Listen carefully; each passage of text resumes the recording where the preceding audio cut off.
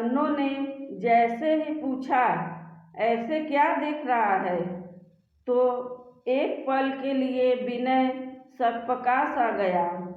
तुरंत संभलते हुए विनय ने जवाब दिया, तुम्हें ही देख रहा हूँ। तुम्हारी बदन से हमारी नजरें हट ही नहीं पा रही हैं। चल हट, मुझे जाने दे। मुंह बनाते हुए सन्नो वहां से चली गई।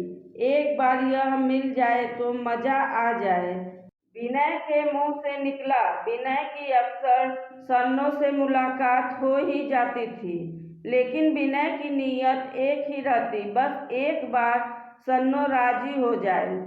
फिर तो सन्नो को पाने के लिए हर तरह के हथकंडे अपनाने को तैयार था। तू कुछ काम वाम क्यों नहीं करता? एक दिन दोपहर को सन्नो ने विनय से पूछा। बस तू हाँ कर दे तो तेरे साथ घर बसाने की सोच रहा हूँ।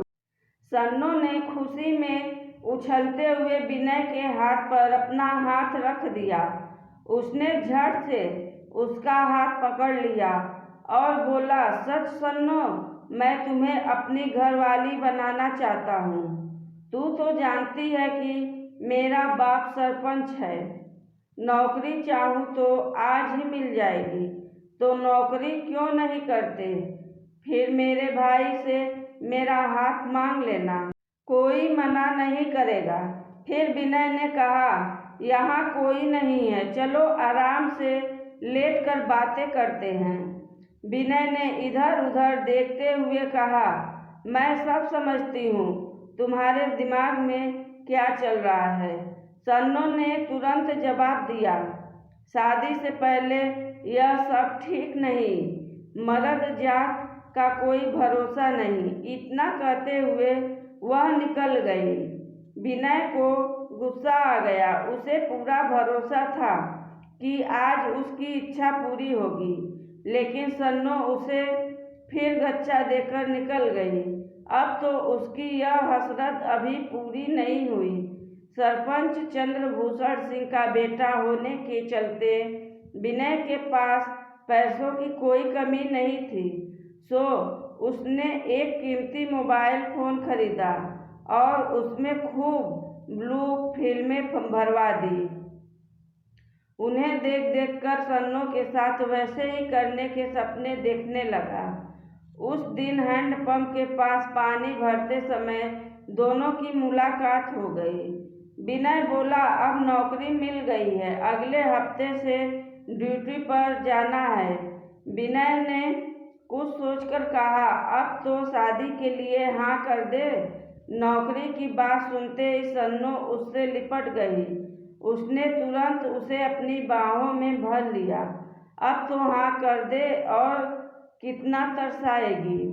तू गले में माला डाल दे, मांग भर दे, फिर जो चाहे करना। विनय उसे मनाने की जी तोड़ कोशिश करने लगा। अरे वाह, इतना बड़ा मोबाइल फ़ोन! मोबाइल फ़ोन पर नज़र पड़ते ही सन्नो के मुंह से निकला, क्या इसमें फिल्म है? गाने वाने हैं? बहुत फिल्म है। तू देखेगी तो चल उस झोपड़ी में चलते हैं, जितना फिल्म देखना है देख लेना। विनय सन्नो के बदन को देखते हुए बोला, तो सन्नो उसके काले मन के इरादे नहीं भाप सकी। विनय ने पहले तो उसे कुछ हिंदी फिल्मों के गाने दिखाए, फिर अपने मंसूबों को पूरा करने के लिए ब्लू फिल्में दिखाने लगा। ये कितनी गंदी फिल्में हैं, मुझे नहीं देखनी। सन्नो मुंह फेरते हुए बोली, मैं तुमसे शादी करूँगा तो ये सब तो करना ही होगा ना, नहीं तो हमारे बच्चे कैसे होंगे? उसे अपनी बाहों में भरते हुए विनय बोला, वह तो ठीक है, लेकिन शादी करोगे ना? नहीं तो भाई मेरी चमड़ी उतार देगा। नरम पड़ते हुए सन्नो बोली। उसके भरोसे में बंदी सन्नो विरोध न कर सकी।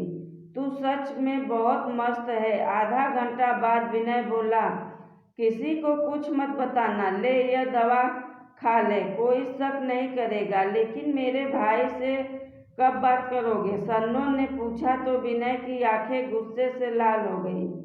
देख, मजा मत खराब कर। मुझे एक बार चाहिए था, अब यह सब भूल जा।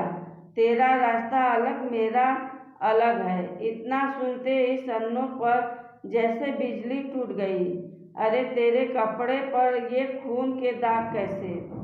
एक दिन भाभी ने पूछा तो सन्नो को जैसे साफ सुन गया। पिछले हफ्ते ही तेरा मासिक हुआ था। फिर सन्नो फूट फूट कर रोने लगी। सारी बातें सुनकर भाभी के चेहरे का रंग उड़ गया। यह बात सरपंच चंद्रभूषण सिंह के पास पहुंची। पंचायत बैठी। चंद्रभूषण सिंह के कड़क तेवर को सभी जानते थे। तो तुम्हारा कहना है कि विनय ने तुम्हारे साथ जबरदस्ती की है? सरपंच के आदमी ने सन्नो से पूछा। नहीं, विनय ने कहा था कि वह मुझसे शादी करेगा, इसलिए पहले नहीं, मैं ऐसा कोई वादा नहीं किया था। विनय ने बीच में टोका। यह झूठ बोल रही है। मैं भी तुमसे शादी करूंगा तो क्या तू मेरे साथ भी सोएगी? एक मोटे से आदमी ने चुटकी ली। तू है ही धंधे वाली। भीड़ से एक आवाज आई। चुप करो चंद्रभूषण सिंह, अपनी कुर्सी से उठो। तो वहां खामोशी छा गई। वह सीधा सन्नो के पास पहुंचे। ए छोकरी, क्या सच में मेरे विनय ने तुझसे घर बसाने का वादा किया था? उसने सन्नो से जानना चाहा। चंद्रभूषण सिंह के सामने अच्छे अच्छों की बोलती बंद हो जाती थी। लेकिन न जाने क्यों सन्नो न तो डरी और न ही उसकी जबान लड़खड़ाई। हाँ, उसने मुझे घरवाली बनाने की कसम खाई थी, तभी तो मैं राजी हुई। यह सुनते ही सरपंच का सिर झुक गया। भीड़ अब भी शांत थी। बापू, तू इसकी बातों में न आ, विनय कहते हुए सन्नो को मारने के लिए दौड़ा। चुप रह, शर्म नहीं आती अपनी घरवाली के बारे में ऐसी बातें करते हुए? खबरदार, अब सन्नो के बारे में कोई एक शब्द कहा तो यह हमारे घर की बहू है। अब सभी जाओ। अगले लगन में हम विनय और सन्नो का शादी करवाएंगे। सन्नो चंद्रभूषण सिंह के पैरों पर गिर पड़ी। उसके मुंह से इतना ही निकला, बापू, तुमने मुझे बचा लिया, नहीं तो मैं मर ही जाती। और रोने लगती है। दोस्तों, आज की कहानी आपको अच्छा लगे तो चैनल को सब्सक्राइब जरूर करें, क्योंकि इसी से हमें भी आप सभी का सहयोग मिलता रहे। धन्यवाद।